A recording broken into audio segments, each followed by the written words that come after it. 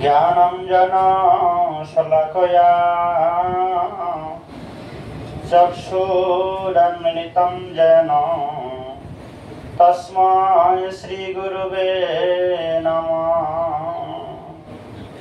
श्रीकृष्ण चैतन्य प्रभु नित्यानंद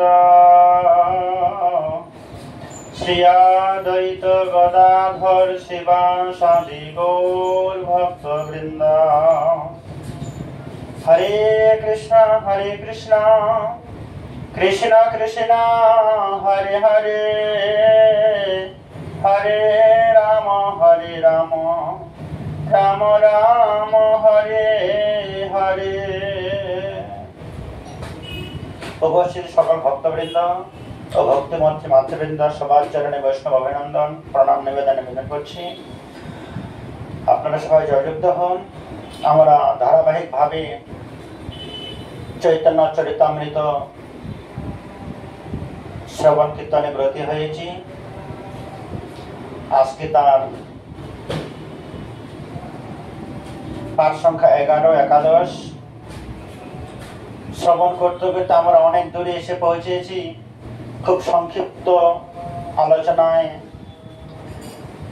যে কলিকালে ধর্ম হয় নাম সংকীর্তন, এতদ অর্থে অবতীর্ণ শ্রী সচ্চিদানন্দন গৌরাঙ্গ মহাপ্রভু তিনি তার অবতারের দুটো কারণ আপনারা সবাই জেনেছেন বা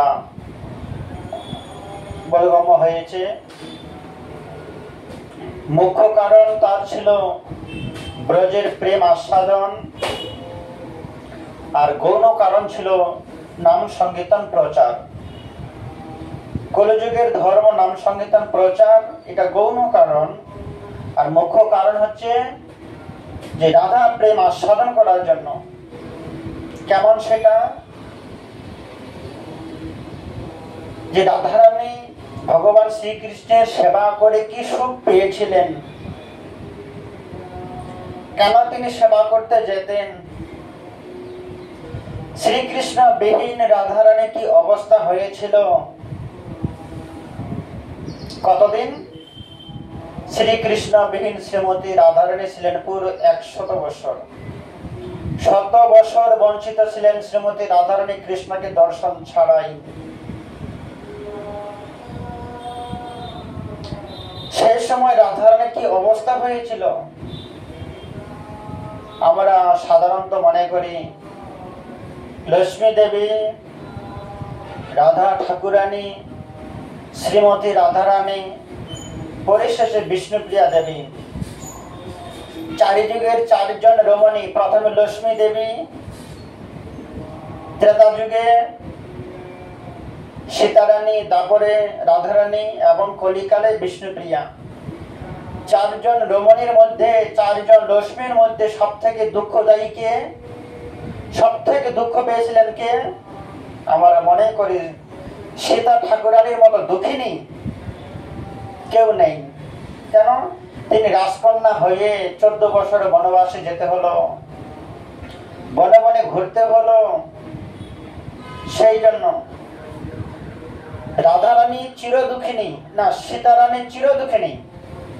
সেই জন্য কোন মানুষ তাদের কন্যার নাম, সন্তানের নাম সীতারানী রাখা হয় না। কেন? আমরা সবাই জানি রাধার সীতারানী হাজার দুঃখে দুঃখী, তার নামটা এমনই দুঃখী, তার নামটা পর্যন্ত এখন কোন মেয়ের নাম রাখা হয় না।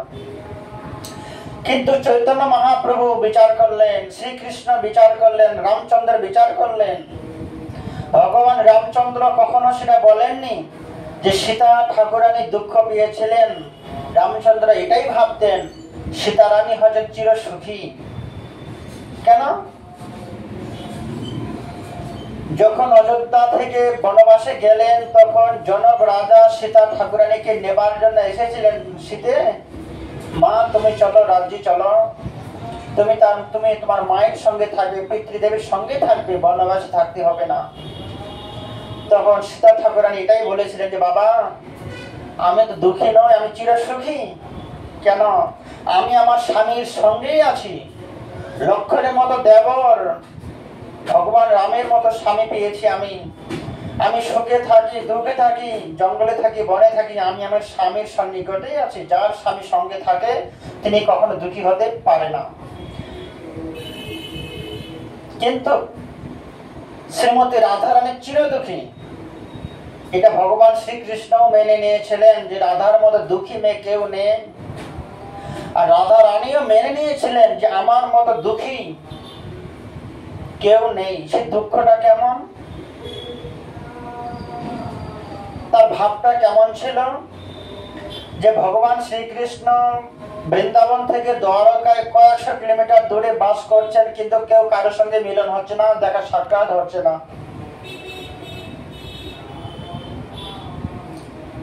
সেই ভাবটা আস্বাদন করার জন্য, সেই রাধারানীর দুঃখটা আস্বাদন করার জন্যই 100 মাস পূর্ণ হবার পরে যখন কুরুক্ষেত্রের ময়দানে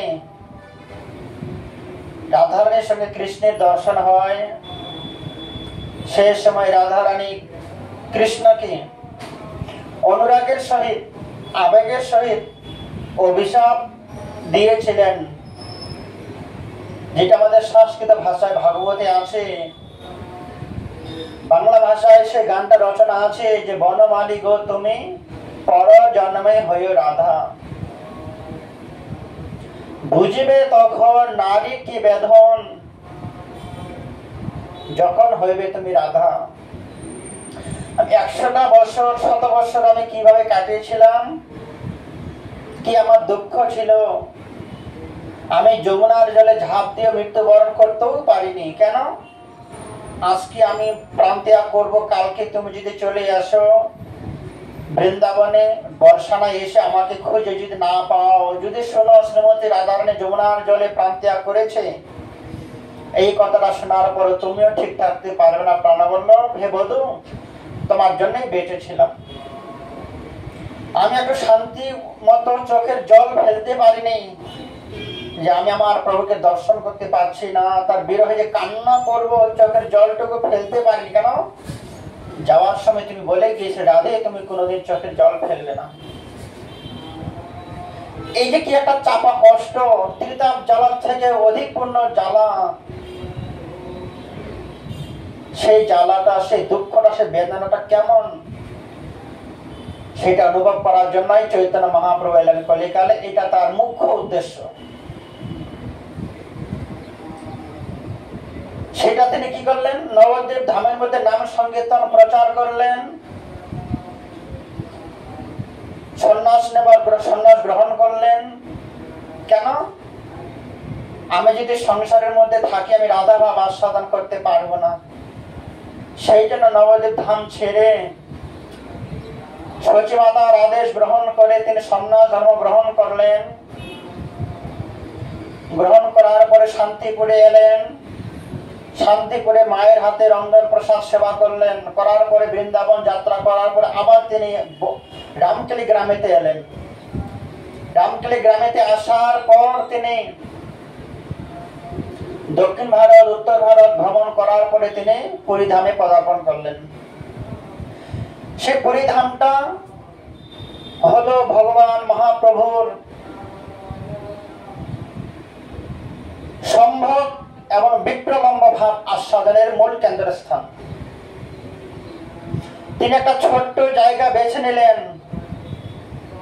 কাশী মিশ্রের বাড়িতে, যার নাম গম্ভীরা, গৌর গম্ভীরা বলে এখন পরিচিতি।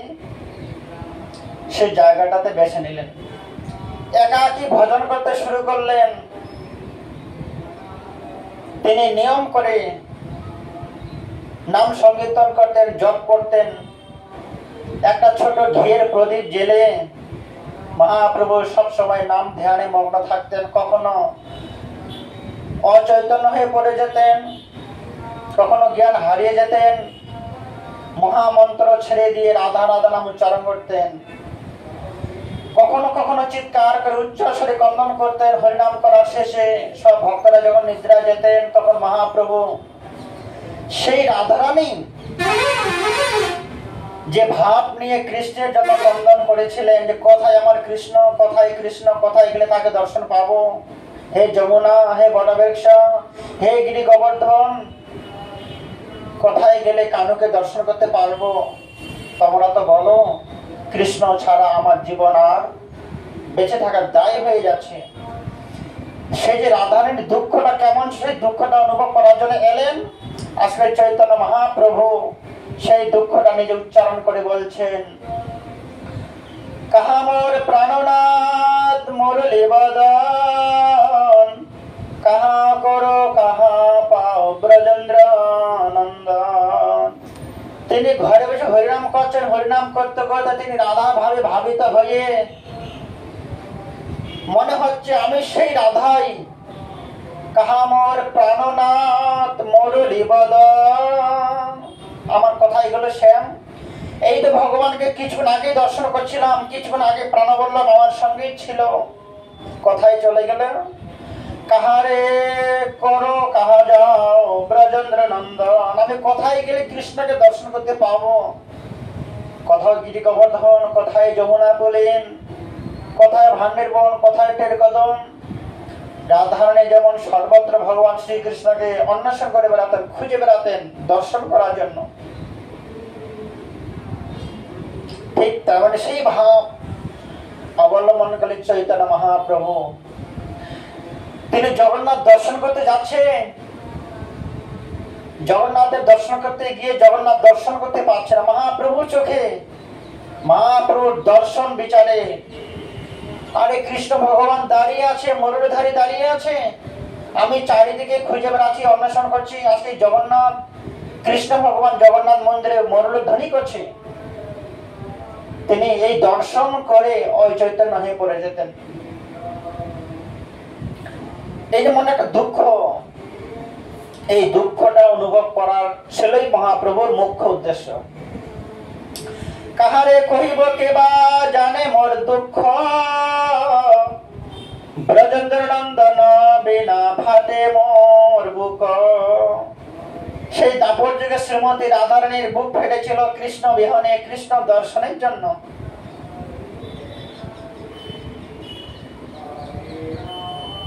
রাধারানী ভগবানের জন্য পত্র লিখছেন যে প্রভু কি আর বলিব আমি বধূ হে, কি আর বলিব আমি, তুমি তো সকলে জানো। কত বলে বুঝাইব, তুমি তো সকলে জানো। যে প্রভু তুমি তো সবকিছুই জানো, নতুন করে বলার আর কিছু নেই, কিছু অবকাশতা নেই। আজি জনমে জনমে জীবনে মরণে প্রাণনাথ হয় তুমি।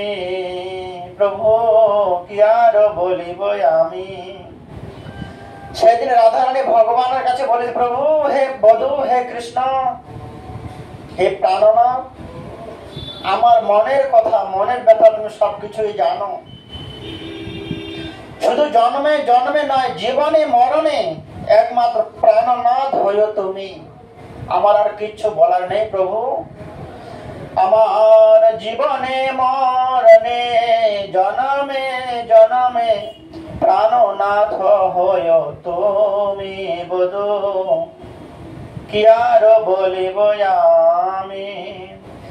আখির নিমেষে যদি নাই দেখি, তবে প্রাণে যে মরি।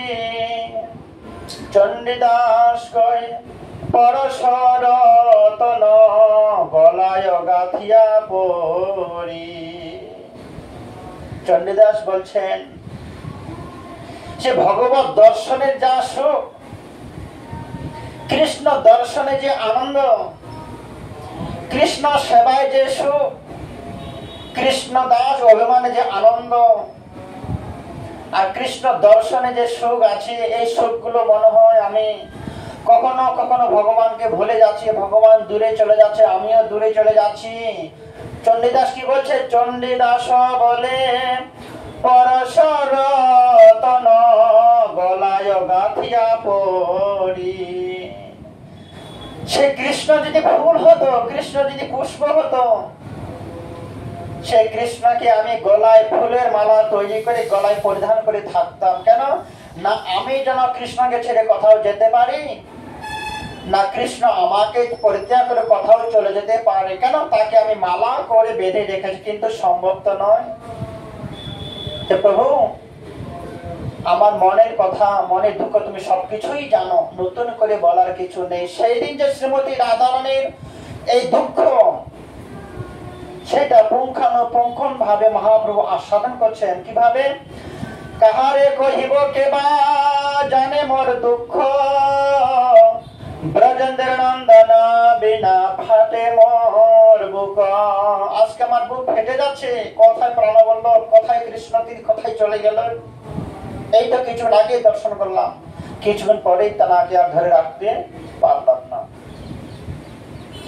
দিবস আখির নিমেষে যদি নাই দেখি, এই রাধারানী যে কষ্ট ছিল, চোখের এক পলক কৃষ্ণ দর্শন ছাড়া তিনি থাকতে পারতেন না।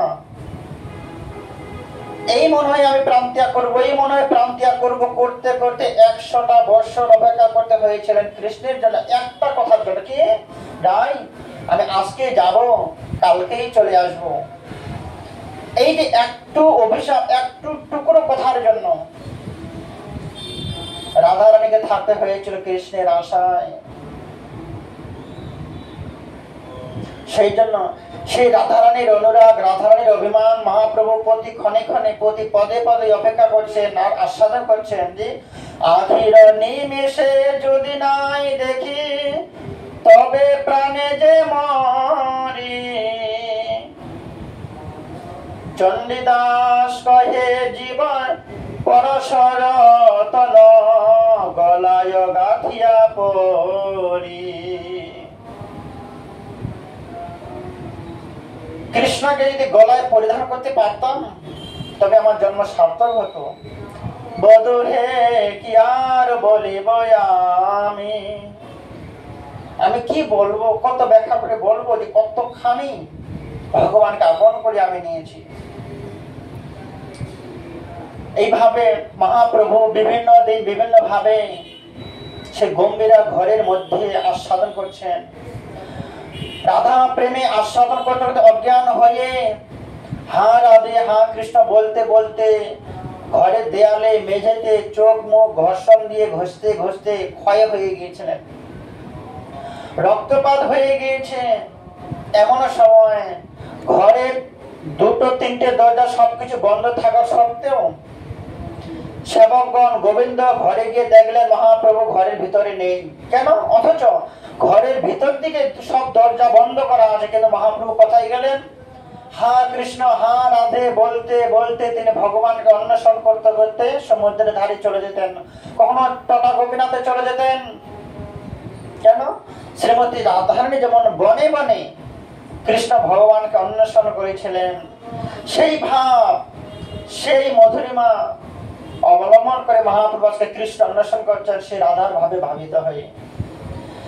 যেবা নাহি বুঝে কেহ, শুনিতে শুনিতে সে কি অদ্ভুত চৈতন্য চরিত। কৃষ্ণে উপজীবে প্রীতি, জানিবে রসের রীতি, শুনিলেই বড় হয় হিত। কৃষ্ণ প্রেম, রাধা কৃষ্ণের আরাধনা শ্রী চৈতন্য মহাপ্রভু আসার পূর্ব থেকেই ছিল। কিভাবে? রাধারানী একজন রমণী, একজন নারী, কৃষ্ণ একজন পুরুষ। তারা চৈতন্য মহাপ্রভু আসার পূর্বে সাধারণ প্রেম কাহিনী হিসাবে মানুষ জানতেন, কিন্তু চৈতন্য মহাপ্রভু আসার পরে যে রাধারানী কি বস্তু, প্রেম কি বস্তু, সেটা আমাদের মহাপ্রভু শিক্ষাটা দিলেন। যে চৈতন্য মহাপ্রভু আসার পূর্বে জড় জাগতিক একটা নারী পুরুষের যেমন প্রেম, এরকমই তারা ভাবতেন, বিচার করতেন জ্ঞানী ব্যক্তিগণ, পণ্ডিত ব্যক্তিগণ। কিন্তু চৈতন্য মহাপ্রভু এসে কি দিলেন? ভক্তি যোগ দিলেন। জ্ঞান যোগের মাধ্যমে, ধ্যান যোগের মাধ্যমে, তপযোগের মাধ্যমে ভগবানের অপ্রাকৃত লীলা অনুভব করা যায় না। সেই জন্য চৈতন্য মহাপ্রভু এসে সে অপ্রাকৃত দিব্য লীলা অনুভব করার জন্য কি দান করলেন? প্রথমে ভক্তি যোগ আমাদের বিতরণ করলেন। সে ভক্তি যোগের মাধ্যমে ভগবানের দিব্য লীলা অনুভব করতে পারি। মহাপ্রভু কি শিক্ষা দিলেন? যে রাধা কৃষ্ণ আলাদা আলাদা নয়। আজ থেকে 500 বছর পূর্বে জ্ঞানী ভক্তগণ, যোগী ব্যক্তিগণ মহাপ্রভু রাধা কৃষ্ণের প্রেম লীলাটা সাধারণ মানুষের মতোই মনে করতেন। কিন্তু মহাপ্রভু এসে কি শিক্ষা দিলেন? রাধা কৃষ্ণ এক আত্মা, দুই দেহ ধরি অনন্য বিলাস, অনন্য ভাবে প্রেম আস্বাদন, অনন্য ভাবে দুই দেহ লাভ করলেন ধারণ করলেন আস্বাদন করার জন্য। যেই কৃষ্ণ সেই রাধা, যেই রাধা সেই কৃষ্ণই। এই বিচার, এই শিক্ষা দিলেন চৈতন্য মহাপ্রভু যে তারা কোন নারী পুরুষ নয়। যেই রাধা সেই কৃষ্ণ, সেই কৃষ্ণ সেই রাধা, তারা এক আত্মা, একজন ব্যক্তি, দুইজন রূপ ধারণ করলেন। কেন? লীলা আস্বাদন করার জন্য, অনুভব করার জন্য।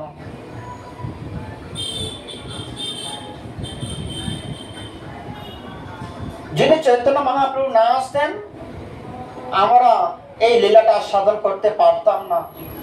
প্রেম লীলাটা কি বললেন? যে কৃষ্ণেন্দ্র পৃথিবাঞ্চা তারে বলে প্রেম, আত্মেন্দ্র পৃথিবাঞ্চা তারে বলে কাম, কৃষ্ণেন্দ্র পৃথিবাঞ্চা ধরে প্রেম নাম। চৈতন্য মহাপ্রভু আসার পূর্বে কাম কি বস্তু, প্রেম কি বস্তু মানুষের কোনো বোধগম্য ছিল না। মহাপ্রভু আসার পূর্বে প্রেম বলতে এটাই ছিল, একজন নারী একজন পুরুষকে ভালোবাসবে, এটাই তার প্রেম, এটাই হচ্ছে ভালোবাসা। কিন্তু চৈতন্য মহাপ্রভু আসার পরে কি শিখালেন? যে মানুষ মানুষের সঙ্গে প্রেম হতে পারে না, মানুষ মানুষের সঙ্গে, জীব জীবের সঙ্গে প্রেম হতে পারে না। জীব জীবের সঙ্গে দয়া হতে পারে, সেবা হতে পারে। যে জীবে প্রেম করে যেইজন সেইজন সেবিছে ঈশ্বর, এই কথাটা চৈতন্য মহাপ্রভুর জীবনের সঙ্গে, ভাগবতের সঙ্গে, শাস্ত্রের সঙ্গে, দর্শনের মাধ্যমে কথাটার কোনো মূল্য নেই। চৈতন্য মহাপ্রভু বললেন জীবের সঙ্গে জীবের দয়া হয়, জীবের সঙ্গে জীবের কখনো প্রেম হতে পারে না। প্রেম হয় কেবল ভগবানের সঙ্গে, পরমাত্মার সঙ্গে। পরমাত্মার সঙ্গে মিলন হতে পারলে তবে প্রেম হয়। জীবের সঙ্গে জীবের দয়া হয়, সেবা ভাব থাকে, দয়া ভাব থাকে। কিন্তু প্রেম করতে গেলে প্রেম পুরুষ একমাত্র পরম পুরুষোত্তম ভগবান শ্রীকৃষ্ণ। সেই জন্য মহাপ্রভু কি শিক্ষা দিলেন? আত্মেন্দ্রিয় পৃথিবাঞ্চা তারে বলে কাম, কৃষ্ণেন্দ্রিয় পৃথিবাঞ্চা ধরে প্রেম নাম। প্রেম কথাটা তখনই আপনি ব্যবহৃত করতে পারবেন যে আপনার কর্ম, আপনার চলন, আপনার ভঙ্গিমা, আপনার সুখ দুঃখ, চঞ্চলন, ভোগ বিলাসিতা সবকিছু কৃষ্ণকে নিয়ে। আপনার নিঃশ্বাসে নিঃশ্বাসে, প্রশ্বাসে, মানে শ্বাস নিঃশ্বাসের মধ্যে শুধু কৃষ্ণ চিন্তন, কৃষ্ণ অন্বেষণ, কৃষ্ণ ভাবনা, কৃষ্ণ চিন্তা যখন আসবে তখনই জানবেন আপনার মুখে প্রেম কথাটা প্রকাশিত হবে, প্রেম কথাটার মর্যাদা লাভ করতে পারবেন।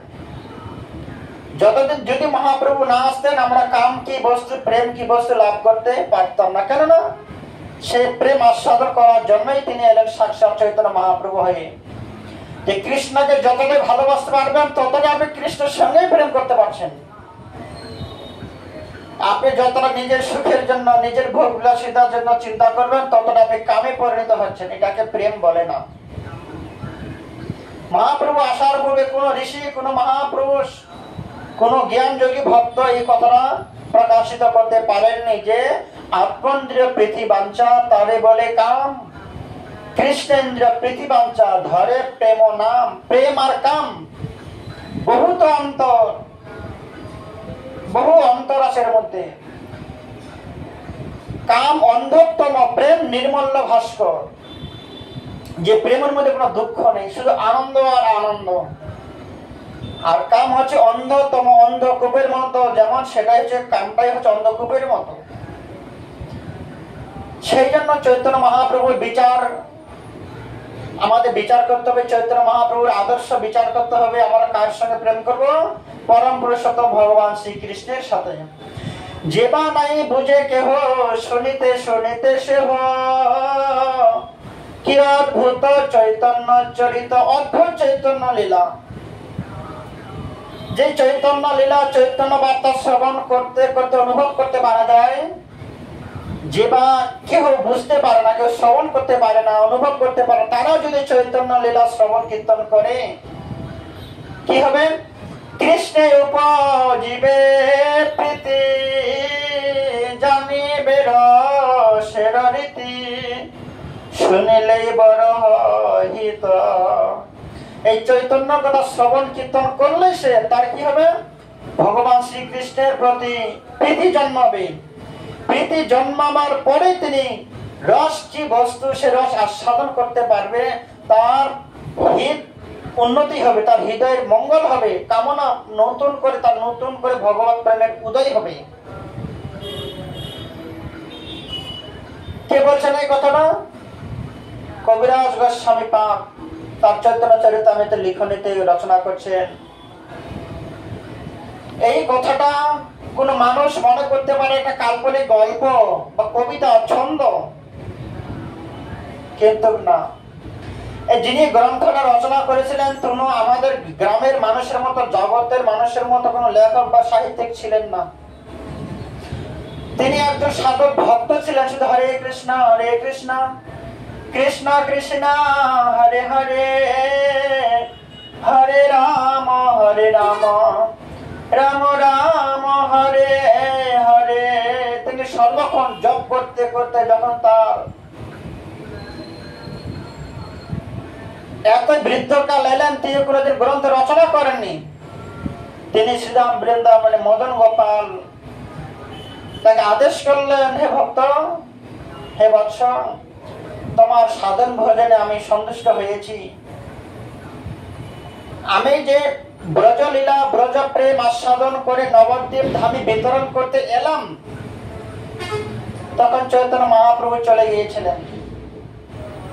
সেই মদন গোপাল সাক্ষাৎ কৃষ্ণরাজ কবিরাজ গোস্বামীর কাছে এসে আদেশ করলেন, তুমি আমার জীবন চরিত কথা রচনা করো। তিনি বললেন যে প্রভু, হে মদন গোপাল, আপনি সাক্ষাৎ গোপাল হয়ে আমাকে অনুমতি করছেন, কি করে সম্ভব? আমি বৃদ্ধ জোড়া তোর, লিখো কাপয়ে কর, মনে কিছু স্মরণ না হয়, না দেখি নয়নে, না শুনি শ্রবণে, তবু লিখি বড় বিস্ময়। মদন গোপাল বলছেন, না, যে প্রেম আমি আস্বাদন করে এলাম, যে বীজ বপন করে এলাম নবদ্বীপ ধামে, সেটা মানুষকে আস্বাদন করার জন্য তুমি গ্রন্থ আকারে রচনা করো।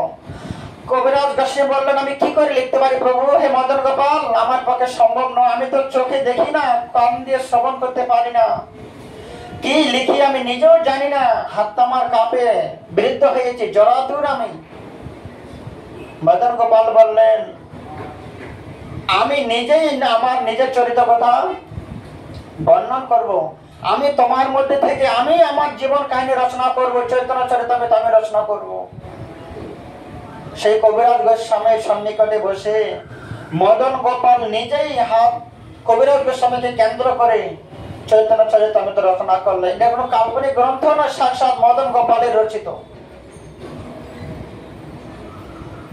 কিন্তু আর তিনি কোনো গ্রন্থ রচনা করেননি। শুধু শেষ জীবনে হরিনাম করতে করতে, আপনারা যদি কোনোদিন সেবাকুঞ্জে যাবেন, বৃন্দাবন সেবাকুঞ্জে, বৃন্দাবনের সেবাকুঞ্জের ধারে একটা ছোট্ট ঘরের মধ্যে কবিরাজ গোস্বামী ভজন করতেন। সেই ভজন কুটিটা এখন নবদ্বীপ ধামে যে জলের মন্দির আছে, সেই জলের মন্দিরের মাধ্যমে দেখাশোনা হচ্ছে, তারাই সেবা পূজা চালাচ্ছে। যদি কখনো সেবাকুঞ্জ দর্শন করতে যান বৃন্দাবনে, এই কবিরাজ গোস্বামীর ভজন কুটিটা আপনার দর্শন করে আসবেন, যেখানে মদন গোপাল নিজেই কবিরাজ গোস্বামীর হাতে দিয়ে এই চৈতন্য চরিতামৃত রচনা করেছিলেন। তেমনি এই চৈতন্য চরিতামৃত শ্রবণ করলে আপনি কার কথা শ্রবণ করবেন? কার হাতের লেখা? সাক্ষাৎ ভগবান শ্রীকৃষ্ণ মদন গোপাল। কবিরাজ গোস্বামীর মাধ্যমে এই গ্রন্থটা রচনা করেছেন। এই গ্রন্থটা কোনো কবিতা নয়, কোনো লেখকের গ্রন্থ নয়। সেই জন্য কবিরাজ গোস্বামী কি বলছেন? শ্রী চৈতন্য নিত্যানন্দ অদ্বৈতাদি ভক্ত বৃন্দ শিরে ধরি সবার চরণ, স্বরূপ সনাতন রঘুনাথের শ্রীচরণ, ধুলি করো মস্তকে ভূষণ। হে প্রভু, আজকে যে গুণকীর্তন আমাকে দিয়ে মদন গোপাল রচনা করাচ্ছেন, লিখাচ্ছেন, আমি দ্বিতীয়বার আমি কি লিখে গেলাম, দ্বিতীয়বার আমি অধ্যয়ন করার, অনুভব করার সময় পাবো না কেন? আমি তো নয়নে দেখি না, কান দিয়ে শ্রবণ করি না, মুখে বলতেও পারি না। আমি ভালো মন্দ কি যে লিখে যাচ্ছি কিছুই অনুভব করতে পারছি না। আমার মাধ্যমে যা রচনা করছেন মদন গোপাল সাক্ষাৎ রচনা করে দিচ্ছেন। তাই জন্য যাদের গুণকীর্তন করতে আমি রচনা করছি, আমি তোমাদের চরণে প্রার্থনা করছি যাতে এতে কিছু অপরাধ ন হোক আমার, সবার চরণ ধুলি হোক মস্তকে আমার। আমি সবার জীবন চরিত কথা রচনা করতে গিয়ে যাতে কোনো অপরাধ না হয়ে যায়, সবার চরণে প্রার্থনা নিবেদন করছি। শ্রী চৈতন্য নিত্যানন্দ অদ্বৈতাদি ভক্ত বৃন্দ শিরে ধরি সবার চরণ, স্বরূপ সনাতন রঘুনাথের শ্রীচরণ, ধুলি করো মস্তকে ভূষণ। আমি সবার চরণ ধুলি মস্তকে ধারণ করে মদন গোপালের আদেশে কলম চালাচ্ছি। কি ভালো মন্দ লিখে নিজে অনুভব করতে পারি না। তেমনি আমরা ধারাবাহিক ভাবে সেই মদন গোপালের রচিত, মদন গোপালের লেখা